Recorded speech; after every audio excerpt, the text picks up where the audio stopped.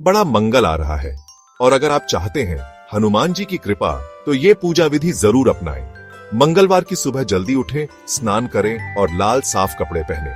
हनुमान जी को लाल फूल, सिंदूर, चमेली तेल का चोला, चना गुड़ नारियल चढ़ाएं। फिर बेसन या बूंदी के लड्डू चढ़ाएं, घी का दीपक जलाएं और हनुमान चालीसा या सुंदरकांड का पाठ करें। फिर आरती करें और व्रत का संकल्प लें। सिर्फ हनुमान जी ही नहीं, प्रभु श्री राम और माता सीता की भी उपासना करें और अंत में क्षमा प्रार्थना करें। उपाय जानिए। गरीबों को अन्न दान करें, उन्हें भोजन कराएं। हनुमान जी तुरंत प्रसन्न होते हैं और रुकते काम पूरे होने लगते हैं।